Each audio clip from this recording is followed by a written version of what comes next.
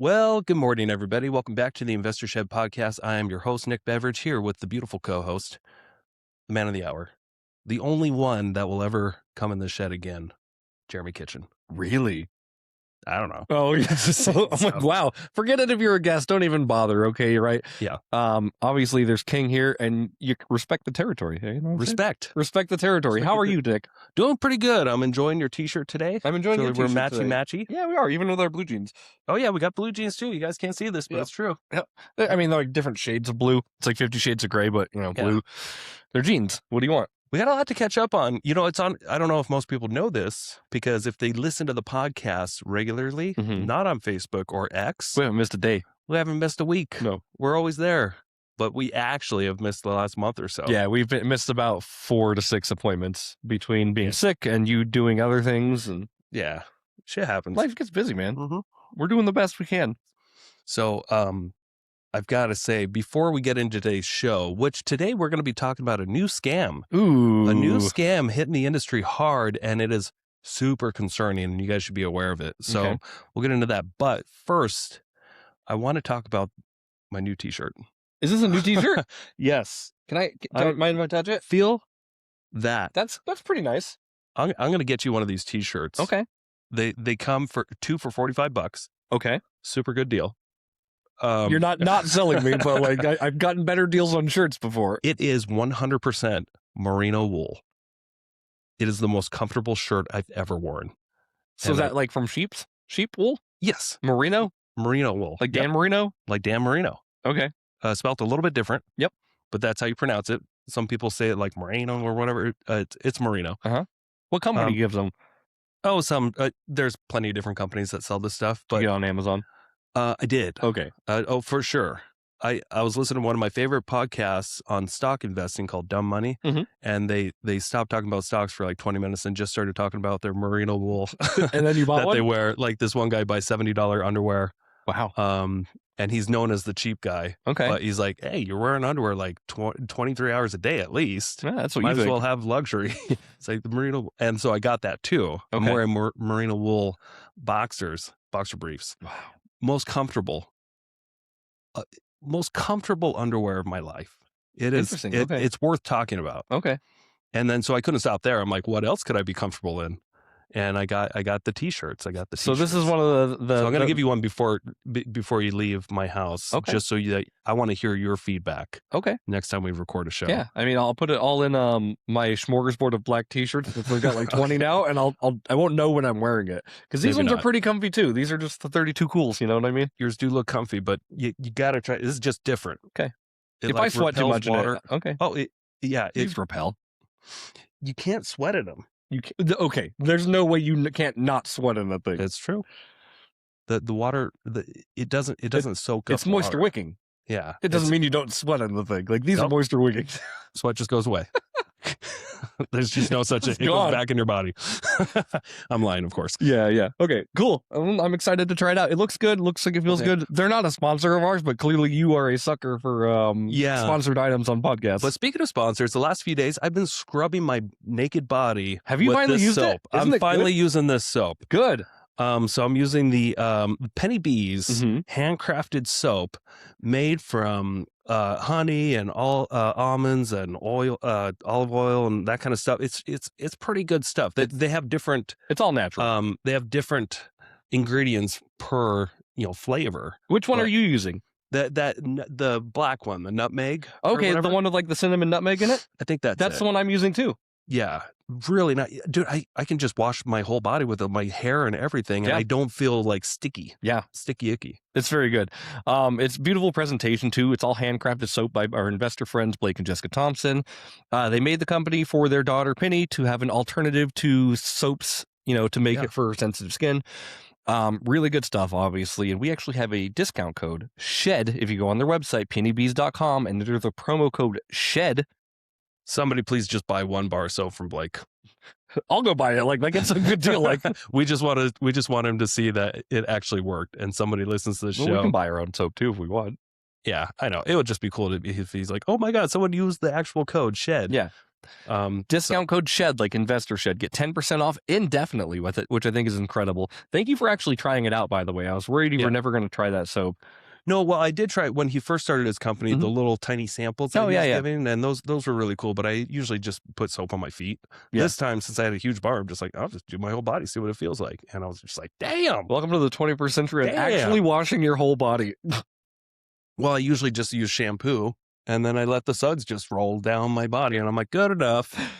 That's how they do it at your car wash, too, by the way. Like, they just put soap on the top of your car, and they're like, that's probably fine. That's probably good. Yeah. Sometimes I don't shower if I do a nice, clean cold plunge. Yeah. What are you going to do? I'm not going to do anything. I'm not in charge of you. Yeah. Anyway. Your wife will tell you if you stink. Yes, she would, and she hasn't yet. So I know I'm doing okay. Doing something right. I love it. All right. So this new scam. Has anybody ever heard of this? Why don't you describe it? You want me to describe it, and I don't really know what it is that you're describing yet? Like, you're like... I'm almost afraid to talk about it because I don't want to give people out there an idea of how they can easily make money legally, potentially. Okay, legal is... But it's so incredibly unethical. I was going to say, legal is like a gray area for sure, and unethical is 100% in the black. It's 100% unethical, and people are doing it in our local market now. Got it. Okay. That I haven't really seen any local people doing it, but people from out of state are actually becoming predators to home sellers in a way that is just disgusting. And it like kept me up the other night just thinking of how do more people, can people be aware of this? Yeah. Or can there be any laws against it made? Texas, I've been doing much research this morning. I guess Texas is doing what they can to kind of combat this because they had a lot of it down there. Gotcha. Okay. But here's what's going on. So,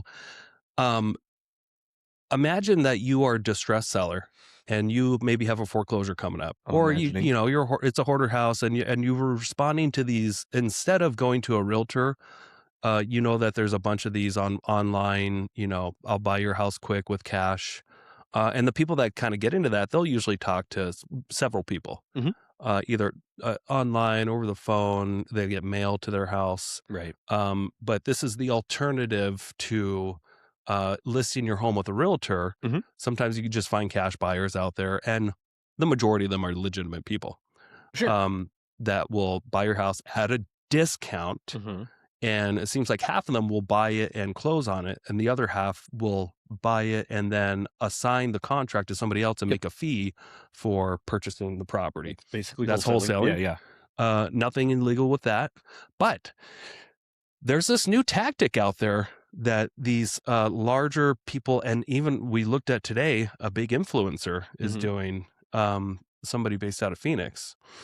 Their tactic is to get somebody to want to make an offer on their house.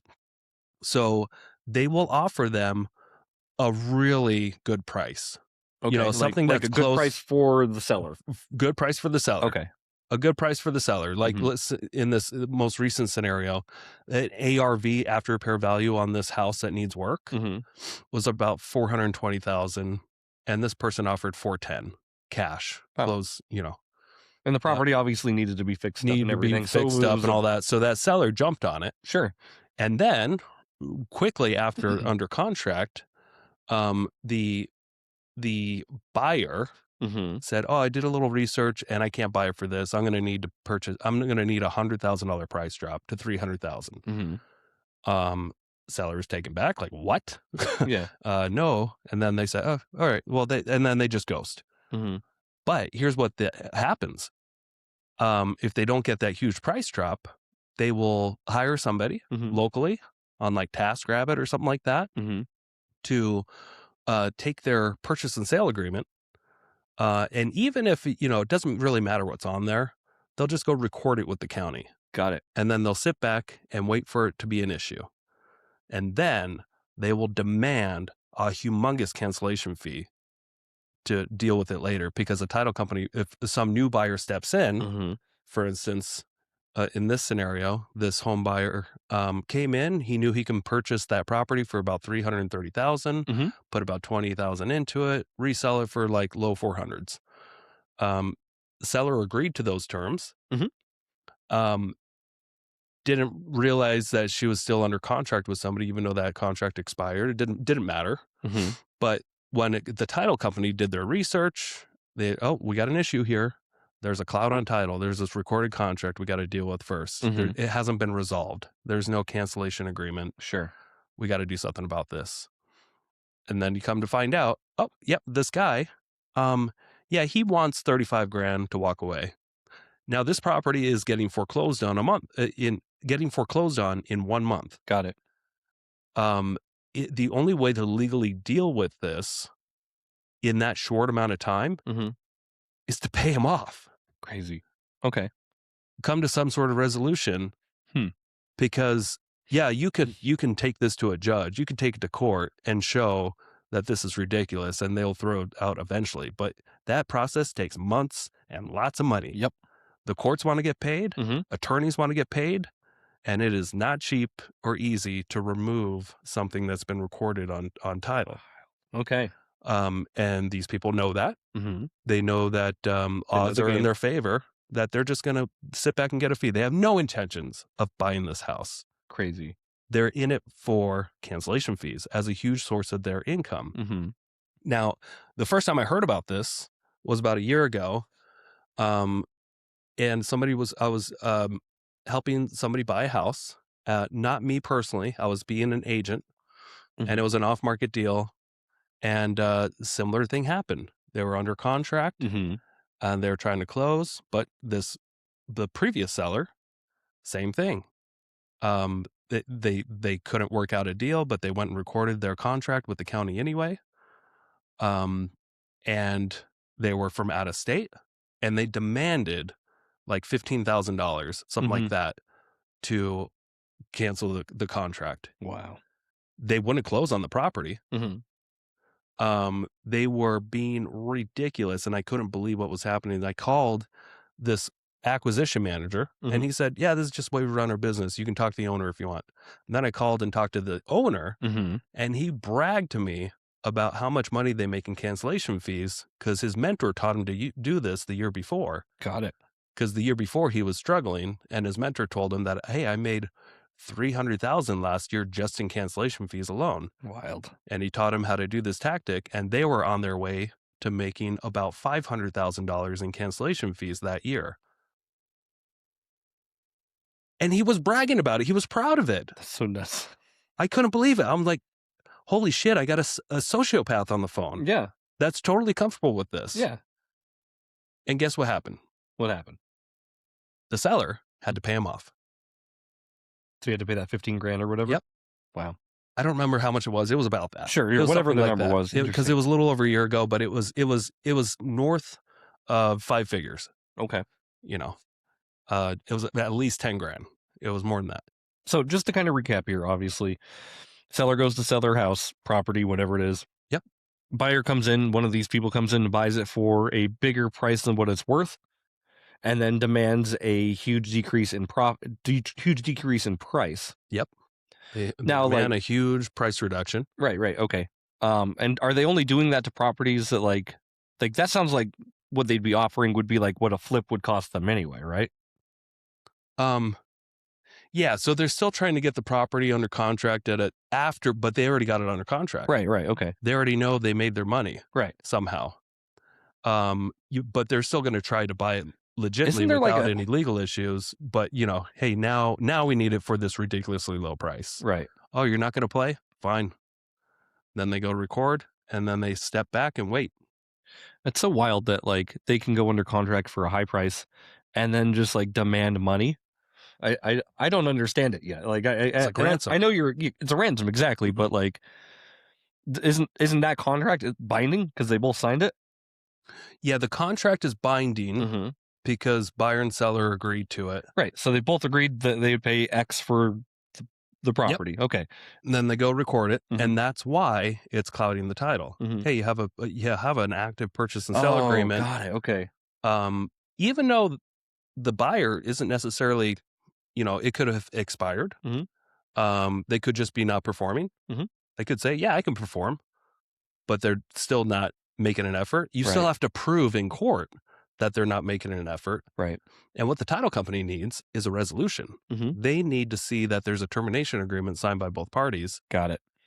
In order. And here's another screwed up thing. This one from a little over a year ago, it wasn't even a valid contract, but the title companies still would not move forward without it being resolved because it was expired and it was only signed by one of the parties it was only signed by one of the home sellers. The other home seller didn't agree to it. Got it. But they still recorded it anyway. They still got their money. Then they still caused an issue where title wouldn't close until that was resolved. And they didn't have the money to go hire an attorney. Right. You're dealing with distressed sellers that have limited options, and they definitely don't have the money to go hire an attorney, and they don't have the time always to deal with this. Yeah.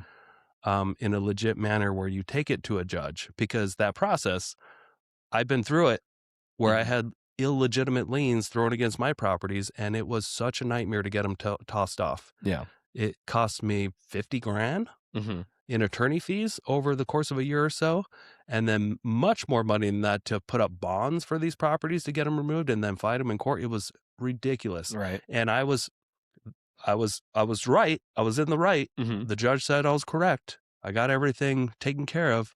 It still cost me legal fees, and the court did not award me. Yeah, you just didn't get a magical check. The court didn't award me any damages. I was defending myself. Right. I didn't get any attorney fees paid for. So this is the reality of the system. Yeah. And if you start manipulating it in your favor this way, it's something's got to be done. I feel like it's just if this catches on. Yeah. And I almost feel bad just talking about it, but then like you said, I'm like, the people that listen to this show, they're probably not most of our criminals. Like the people that we listen to, that listen to us, I think I would assume have good intentions and good integrity on how to build a profitable and ethical investing business. But I think the biggest thing that we can try to get the message out there is be careful about signing a contract with people that you're not familiar with when it seems too good to be true. Yeah. As a home seller. Sure. If the offer seems too good to be true, and you're dealing with people from out of state, there's scammers everywhere. Right. But so walk me back a little bit on this particular contract, if you don't mind. So did that person put the house up for sale for 300 and something thousand? The home seller on the most recent scenario, or the one a year ago? The one where you were just talking where not the one in Priest River or whatever you're talking about, but the more recent one. Yeah. So she was just responding to people that were trying to reach out to her, or I think she put in her information on the internet that she wanted to sell her house for cash. Got it. Okay, got it. Yeah. So she didn't actually have her house up for sale or anything like that. Nope. Got it. You can go to different websites, and for instance, this person, they bought that lead. Because sometimes these home sellers, they'll just go on a couple different websites and request a cash offer. Yeah. And then that information is sold to a bunch of people. Right. Who then contact you to try to buy the house. Yeah. So then they contact these home sellers to try to buy the house. Yeah. Got it. Okay. Yeah. So she didn't actually have her house up for sale at the time, but then they just gave her an offer too good to be true. It's still not up for sale. I mean, it's just like with a brokerage or anything like that. Right. But now she's under contract with two people. Got it. And she's 75 and getting foreclosed on next month, trying to do the right thing by just selling it at whatever she can. Yeah. But now she's got somebody that is greenmailing is the term. Hey, quick commercial break here. Thank you so much for listening to this podcast. I really do appreciate it. If you want to give back, let me help you buy a house, or I can help you sell a house. It's the only way I make money when I'm not investing in real estate. I don't make money on this podcast or the events I do. but I do make money only when I help people buy and sell houses. So if you're looking for your next investment and you're here in North Idaho, I want to help you personally. If you are not in North Idaho, I can still help you out. I have a vast network of referral partners all across the country, and I can find the right real estate investor savvy agent for you so you don't have to. It doesn't cost you a thing. Thank you for your support. Back to the show. And so this is like the term that they're using in Texas. It's slightly different here because it's got a little bit of a twist. Right. So we almost have to call it something different, like title ransom. Yeah. Or something. But greenmailing, like Greenmail Recording. Sure. So they're recording for blackmail, basically. Yeah. Trying to blackmail sellers out of cash by using the recording as a method. Got it. To cloud title. Wild. Could also be called cloud and squeeze. Cloud and squeeze? Yep. Okay. That's another potential term we can use. Okay. Got some AI. The cloud and drown? The cloud and, well, yeah, cloud and drown. Yeah, I don't know. You got to make it sound one. Like one's going to play off the other. Yeah. But, yeah. What this is so bonkers, Nick, to be honest with you. It feels very unethical, first off, like we talked about. Well, you know what might make us feel better is if we do some of the smelling salts. Before we get there, I wanted to hit my point. So is there a way of, like, obviously they're still trying to work on how they can actually combat this, but like, is there a provision or anything like this where if you write in the contract's set to be completed on X date, if it's not completed by X date and funds have not been transferred, does the contract fizzle? Like, yeah, automatically. Like you need a 3-day window there. You know what I mean? Of like, we have not received your payment.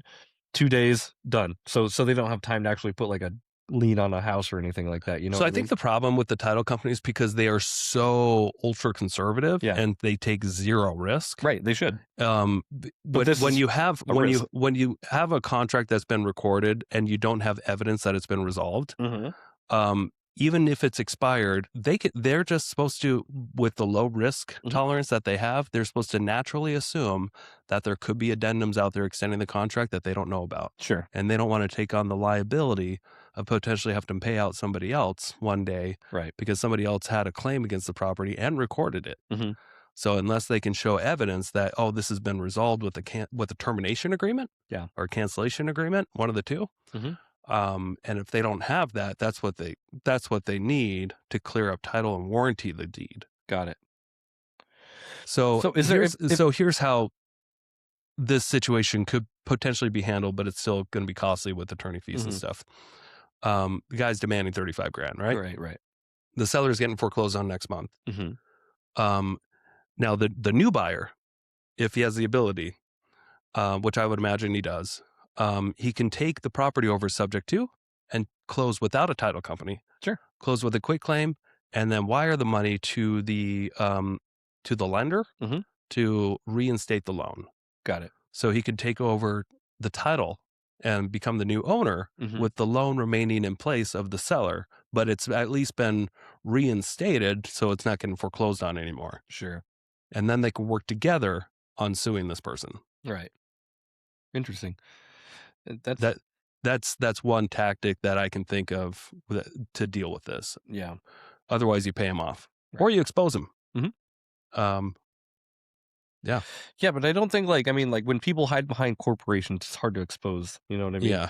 Like what's stopping this guy from just making another LLC? Yeah, exactly. The funny thing is, like I mentioned who this person was and brought him up, and you recognized him, and he reached out to you at one point. You want to talk to him? Yeah, he reached out to me. I mean, and we're talking about the scam artist here. Yeah. And he reached out to me. I had a very brief conversation with him. He reached out to me on Facebook Messenger asking for a photographer, actually, in Priest River. So maybe this was last year, by the way. So maybe he was associated with that deal. Man, I don't think it was the same person, but maybe. Okay. Well, you said you had your other one that was in Priest River. Yeah. So it's quite possible, but I don't know. Anyway, he asked about real estate photography in Priest River. I said, yep, I absolutely go up there. Here's my prices. Let me know when you want to get up there. I've got some time later this week. Kind of just left it at that. Okay. And that was the last I heard from him. I wonder if it's the same person. So I was trying to go back and see who I was dealing with a year ago. Yeah. And I couldn't find it in my records, but if I dig deep enough, I'll find it. Yeah. I don't know if that was last year or the year before or like what. It would have been like a year and a half ago or Okay. so Yeah. when I was dealing with this. Possibly. Well, yeah, that's in May 2025, I think is when he messaged me. So, Okay. yeah, not quite a year and a half ago. Yeah, this was, I think, summer 24. Okay. Mm-hmm. Either way, like he seemed like a person who I deal with business with on a normal occasion, just asking for a photo session, asking for prices, and then stopping talking to me. But I was just so busy at the time, I wasn't even worried about following up or going to Priest River. Right. I'm just like, I can do other things. I'm fine. I'm not really worried about this. Yeah. Sometimes I just let those lures sink. Totally. Yep. All right, we got to get some energy here. Oh. We're doing the smelly salts.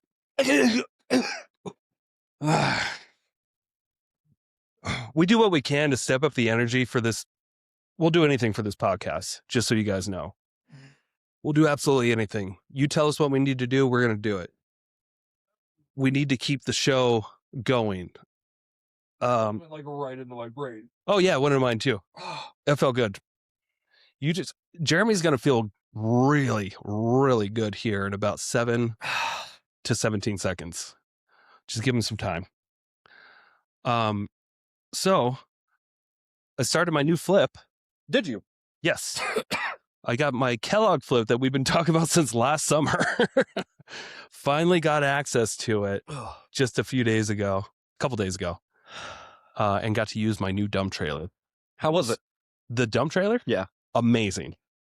So it's not one of the scissor lift ones. Jeremy's still having a heart attack. It's got a new hydraulic. I forgot what it's called, but it lifts up the dump trailer different, like from the front, and it's got this big extended. Oh yeah, Jeremy needs to blow his nose now. Anyway, different type of dump trailer. It's almost the same as what I've been using forever. I've used my brother's, but I got my own now. Really enjoying it. And I'm already on my new fix and flip about 20 grand over budget. Congratulations. Thank you. Yeah, my budget was initially like 12,000 to 15,000, something like that. Yeah, I gave you 13 grand as a loan, and then that got transferred into another project. So I spent 12,500 on the roof. Okay. And then we just started the interior. Congratulations. And we're going to do a little bit more than what I anticipated. Not too much more. The bulk of it's going to be labor, but I'm going to guess 15 to 20 grand worth of labor. And then there's only a few $1,000 worth of materials, like 5,000 to 8,000, which is great. So at least we're able to reuse almost everything in the house. This is the first time I'm like totally keeping a full kitchen and the appliances and stuff. It's just deep cleaning, a lot of some door repairs, and then interior, all the interior touches as far as like new carpet and flooring, paint, doorknobs, door hinges, the exterior, the wall plates and stuff for the electrical, but keeping all the fundamentals the same, not really moving the toilets or bathrooms or around or anything like that. Are you okay? That one felt like it burned the inside of my face. Like, are you feeling good yet? That one burned more than the other ones. It just burned. Yeah, like that felt like chemical burn, like I smoked too close or something like that. Well, you're wearing a nose strip too, so you like your nostrils are extra open. Yeah, no, that one, it just like went like straight into my brain. My brain's like, don't do that, you moron. Do you want another dosage real quick? No, I'm fine. Thank you though. Yeah. So you're 20 grand over budget. When's your estimated completion date on this guy? Probably about 40 days. Cool. I would say. That's not bad. Yeah. Depends on the weather. Okay. We need to paint the exterior and do some landscaping. So we've had it miraculous. It's a good show. Oh, okay. Haven't seen that one, but we've had a really, really great winter with lots of sunshine and no snow. Yeah. And if this just continues, now we're in mid-February now. This show doesn't come out till April. But yeah, it'd be ideal if it just didn't snow, it didn't rain too much, and we can actually paint the exterior of the house in the next few weeks. That'd be great. It'd be awesome. Yeah. So you're over budget. Do you need more money? Oh, sure. Yeah, I got a QuickBooks loan. Oh, you did? Okay. but I can always use more money. It's up to you. I've got a couple Because investments I did coming back. So I did dump some of that into the stock market.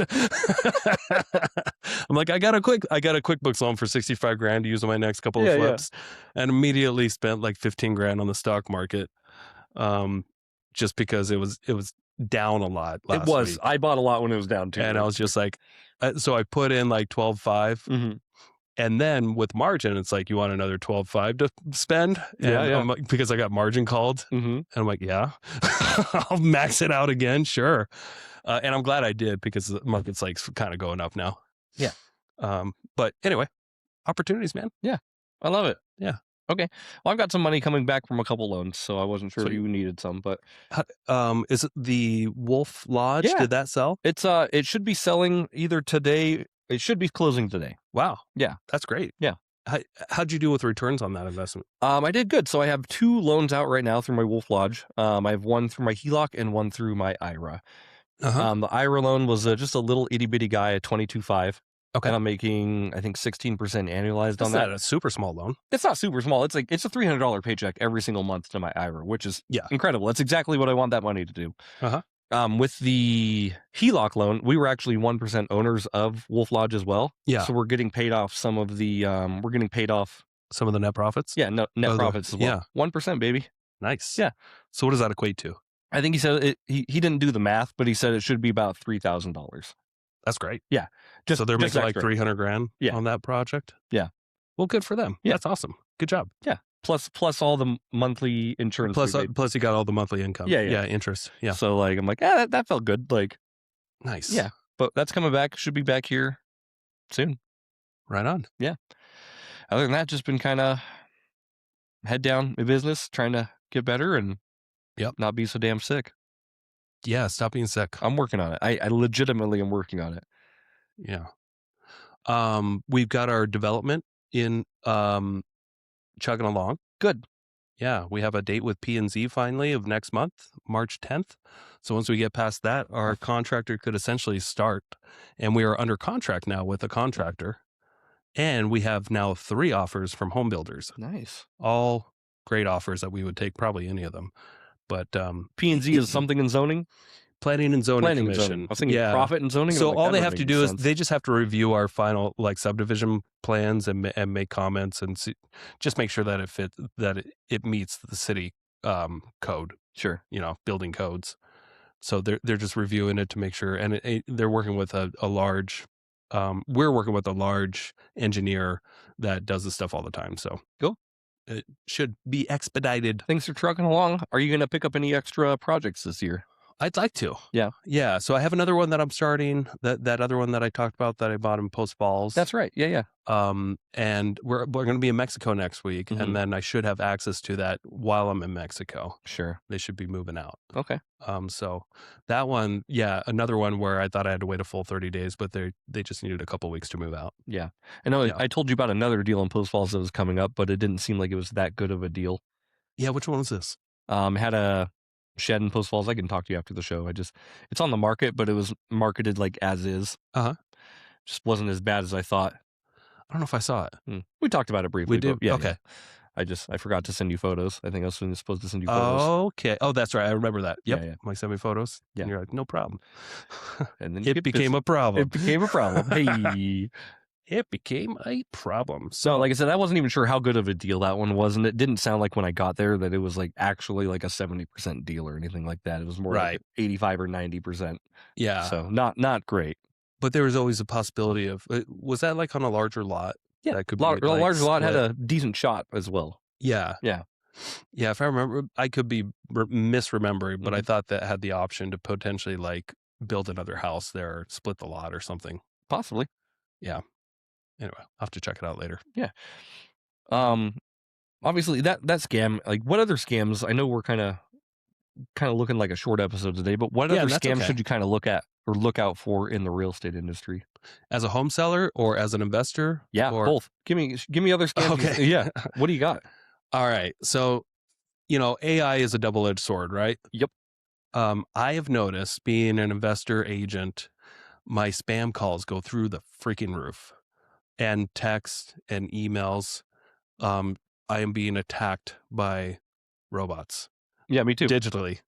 And unfortunately, I just barely answer my phone anymore. Mm-hmm. And unless someone leaves me a voicemail or sends me a text, Mm-hmm. it's almost always spam. Yep. It's and it's the majority of my calls these days. I can show you my phone too. It's all like potential spam. Yeah, just an unlimited amount of potential seller leads out there. Apparently, not true. Yeah.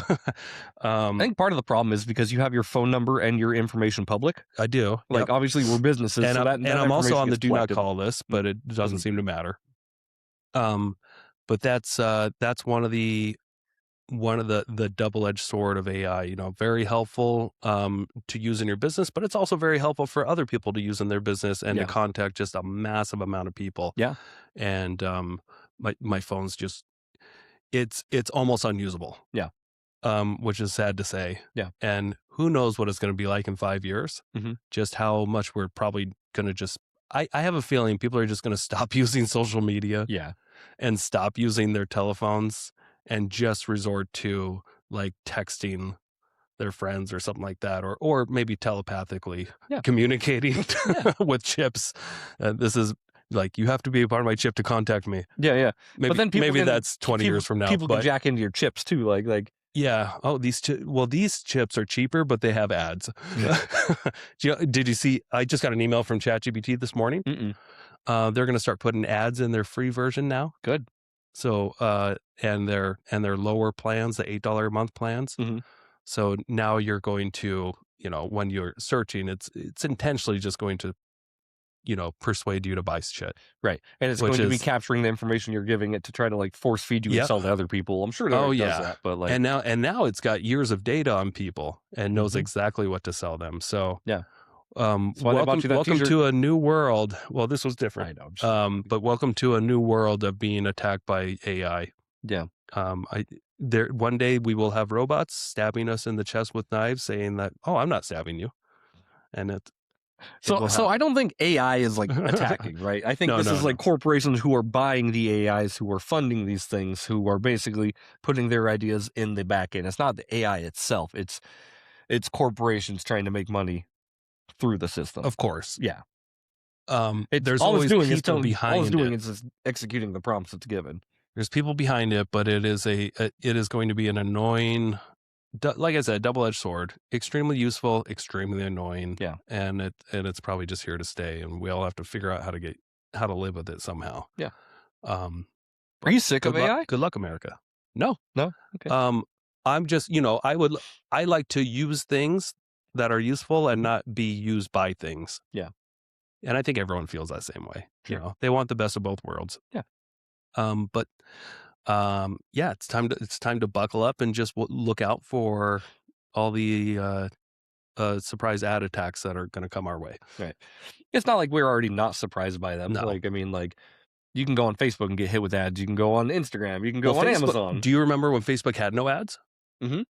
Yeah. It was a wonderful platform to use. A lot of people used it. Now you go on Facebook. I don't know about you, but me, it's like every third swipe is an ad. Mm-hmm. You see like two things and then ad, two things ad, two things ad. And of the other two things that you see, one of those is content marketing. Yeah. So it's the majority of what you're actually seeing is ads. One says it's sponsored. The other one is showing it to you because there's content marketing in it. Right. And so you're just, I just got to stop using Facebook. I use it so much. By the way? The ads? No, tell me. So from my understanding, obviously the ads, like people are bidding in real time. Yeah. In real time while you're swiping to be the next thing that pops up on your screen.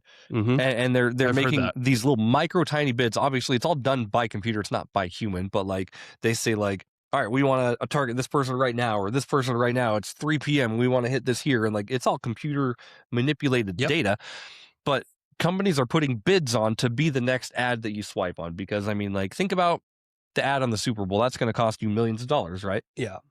Ad on Facebook could cost you $10 and you just happen to find and swipe the right person when it tells you to, but it's all very weird. Yeah. Like that's not all premeditated stuff on your feed. It's all just like happening in real time. Yeah. But it's have you noticed? Maybe I've just noticed. Seems like the ads are more compelling these days too. Yeah. At least for me. Like I'll actually before I'll just swipe right by the ads. Like, oh, that's an ad. But sometimes if I'm not like looking for an ad, like I'll just be like, oh, this is interesting. And then half the time it's an ad I'm looking at. Yeah. And I think it's interesting. Just the way they craft their video or whatever. Yeah. And it's all videos now too, for the most part. I find myself watching things like they're compelling and they're like, here's the reason why. And like, they don't give you the reason, but they keep saying like, but wait, we're going to give you the reason in just a second. And my brain's like, give me the reason. Wait, we're just pushing buttons on your brain. That's all we're doing. We're just pushing it to stay here so that we can sell you more ads. Yep. And that's we noticed that you stayed here for 30 seconds. That's the whole point of the platform. Yeah. That's what people don't understand. It's the whole point of the platform. Yeah. Maybe some people understand this.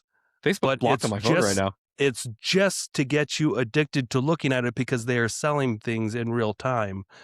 And it's just a huge money-making machine. Opal just says you can't even use Facebook anymore. And it's so nice. Not like, I love it. I'm just showing it just for reasons that I love not having to worry about it during my workday.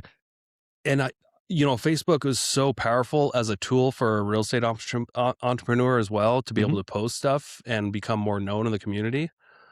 But I got to admit, like, I'm at a point where I feel like it's just, I can continue to grow my business this way, or I can take the app off my phone and just go quiet and just start focusing on bigger, better deals and just get away from people altogether, or get away from the platforms. Yeah. And I'm almost there. Yeah. I'm so close to not deleting my page, but just deleting the app. Right. Because it is helpful to get people to come to the meetups. But even now, I just don't care. Sorry. There's nothing wrong. You've built a big system. People know who you are and when your meetings are.